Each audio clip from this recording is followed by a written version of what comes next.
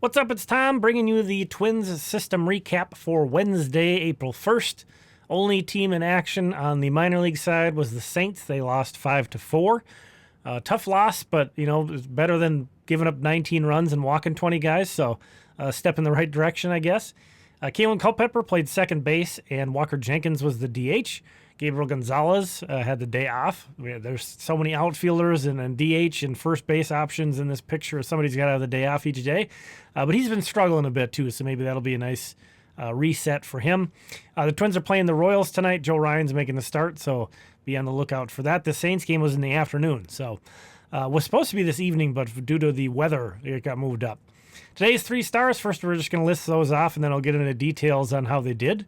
Star number 3, Andrew Bash, who was the starting pitcher for the Saints today. Star number 2, Alan Roden, yet again, showing up here. And then the first star of the day is Emmanuel Rodriguez. So Andrew Bash got the start. He is not really a starter anymore. He's got a bunch of starting experience in the minors, but you see down there at the bottom, he completed 4 innings just twice last season. So for him to do this in early April, go out and give him 4 innings, that's a big deal on its own. But considering the fact that the Twins gave up 19 runs and walked 20 guys and threw like 250 pitches as a staff yesterday, they really needed Bash to have a good start, get them off on the right foot. He only gives up 1 run over 4 innings. So yeah, he picked up his teammates there and pitched well. So hats off to Andrew Bash. Next up, second star, Alan Roden. Reaches base 3 times once again. He has a hit and 2 walks. He has a 542 OBP in 24 plate appearances. Getting on base over half the time, Alan Roden. He also made a really nice diving catch out in right field to protect a 1-run lead in the 8th inning. There was, I believe, a runner on first and second with 2 outs. A really well-hit ball out to right field. He made a diving catch on to preserve a lead. So Alan Roden getting it done on both sides of the ball there. But the first star, Emmanuel Rodriguez, all of the Saints' runs came on a grand slam. He hit 113.6 miles per hour that went 451 feet. He also drew a walk. He'd been off to a slow start, so maybe he saw his buddy Gabby Gonzalez get the day off and said, I better do something good today. But yeah, his numbers certainly look a lot better after that grand slam. He also did not strike out today. That is noteworthy when it comes to Emmanuel Rodriguez. But his current K percentage so far, we're very early. It's like, between 20 and 30 plate appearances, something like 25. But he's only has a 20.8 K percentage right now, which was 31.6 in his time with St. Paul last year. So, it's too early to give him his flowers or anything. He's still swinging through pitches in the zone a lot. But maybe this is a sign he might be just simply being aggressive earlier in the counts. This grand slam was hit on the second pitch of his at bat.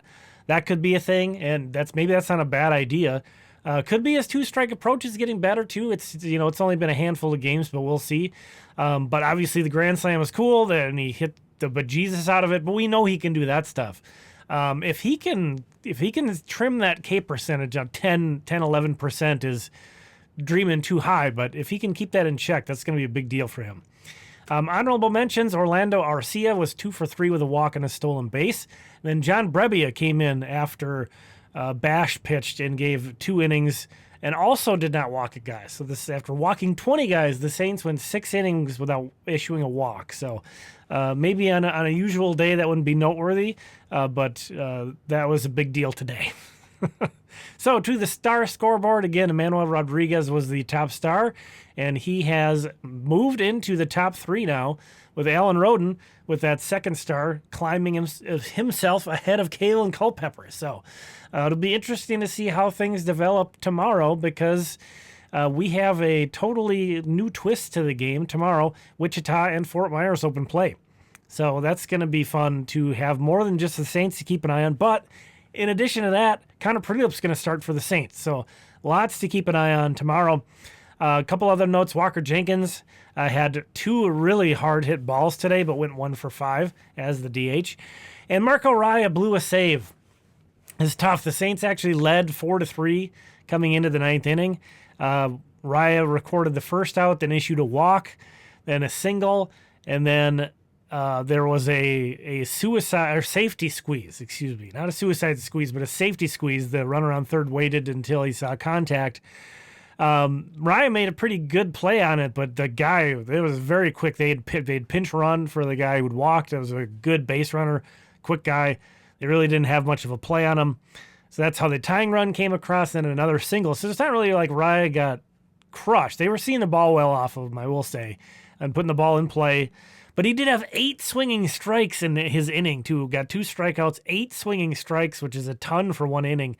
But still, he blew the save. So, it's good to get Raya some opportunities here, especially in like a high leverage situation. You do see different things. The minor leagues are managed completely different than the major leagues. Kind of a little bit until the 9th inning. You do see, again, a pinch runner. You don't see that super often. There's not even like pinch hitters that often or substitutions in the minor leagues. So you had the pinch runner and then a bunt. You don't really see a whole lot of bunting in the minors unless guys are trying to bunt for a hit. That happens sometimes. But I would bet that's got to be one of the first times anybody's tried to squeeze on Marco Raya because he would have been starting and pitching earlier innings. So, yeah, it's good to get him in those situations. There was some good, but ultimately he blew the save. So it is what it is. Thanks for checking this one out. Appreciate you. Check out Limestone Pipeline for some more Twins prospect draft coverage, some more highlights there. Again, thanks for checking this out. We got a fuller slate of games tomorrow and then a full slate on Friday. So be on the lookout for that.